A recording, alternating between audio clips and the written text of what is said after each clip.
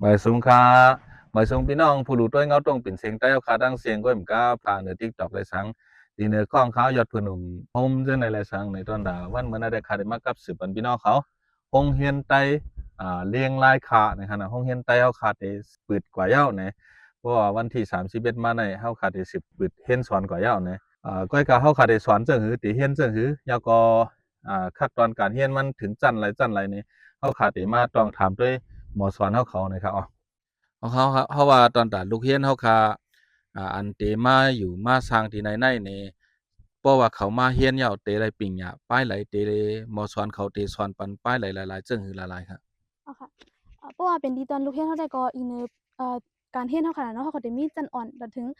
จันหาจังค่ะจะมีหาจันกำนั้นแลการเรียนเราก็เบิ่งลงมันจะมีหาป้ายค่ะอ๋อจะเป็นป้าย English ป้ายลิกไต้ลิกมานแล้วก็ป้ายนับตั้งป้ายสายนั่นค่ะเนาะแล้วก็เขาก็ได้แถมบ้าแทงพื้นฐานลิกแขป้านี่ค่ะอ๋อนั่นได้ก็จะเป็นป้ายเรียนเขาสังเจอว่าลูกเรียนเขามาขึ้นกันในยอดในจึงได้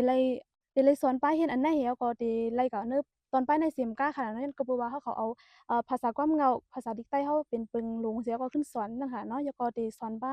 ได้ปกป้องบ้าพิงเรียนรู้เรียนบ้านนั่นค่ะนั่นได้ก็ได้เป็นที่อันโรงเรียนเราก็ได้ปรุงสอนปันค่ะเนาะค่ะอ๋อค่ะเพราะว่ามาเฮียนเนี่ยในตอนตาลูกเฮียนเขาอันเตไรเอามาจอมปอเมเตไรหางเฮียนปันลูกเฮียนเขาแต่ที่มาจอมนั่นเตมีอีสังหลายๆค่ะค่ะนั่นได้ก็ยังก็บ่ว่าเฮาโรงเรียนเฮาเป็นโรงเรียนอันกินนอนแล้วก็สอนที่โรงเรียนค่ะเนาะลูกเรียนติไลป้าผ้าห่มโคนนอนค่ะเนาะโคเจอโคจื้ออันลูกเรียนติใกล้เจอมันจังหนังอันที่อาบน้ำจังได๋หือแล้วก็ผ้าห่มโคนนอนกูเจอกูลองปรับกำจึมอันที่เจอในโรงเรียนจังได๋ค่ะนั่นได้ก็ได้เป็นอันลูกเรียนดีลุค่ะเนาะเบิ่งลง อ๋อค่ะในตอนลูกเฮียนเขาค่ะอันลองต้วงหนึ่งอยู่กูวันนั่นเดี๋ยวลูกมาสุกนาต่อปอนอนคืนนั้นมีสั่งหลายๆค่ะในเยวันนั้นค่ะเดี๋ยวเฮ็ดสั่งหลายๆครับค่ะนั่นได้ก็ตีนำขนาดเนาะยันก็บ่ว่าลูกเรียนเฮาเขาตีอยู่กันในกินกันในนี่แหละลูกม้ากลางนาในเฮาเขาตีลูกม้ายาวแห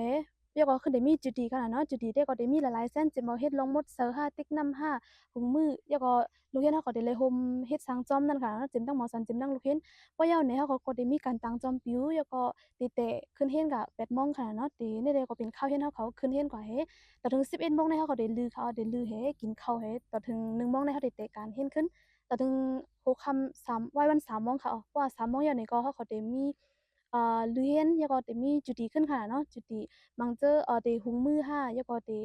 เต็กน้ำเต็กสังจั่งใดค่ะเฮ็ดลงหมดเสิร์ฟจั่งใดก็ป้าแล้วก็ได้มีการร่มสร้างอิดๆออดๆเหมือนจั่งหนังหมดเสิร์ฟโรงเรียนเฮาก็ป้าจั่งนั้นค่ะนั่นแต่ก็จะเป็นรองตรงหนึ่งลูกเห็นสังเจอว่าเยอะกว่าในเฮาก็ได้กินข้าว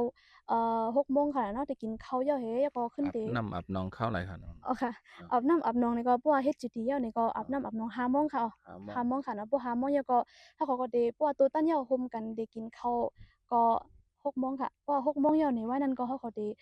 ตุ้ยลิกค่ะเนาะจำนองหมอสอนก็ได้ตุ้ยจ้อมลูกเรียนก็ได้ตุ้ยลิกข้างคอจังนั้นค่ะนั่นได้ก็ได้เป็นข้าว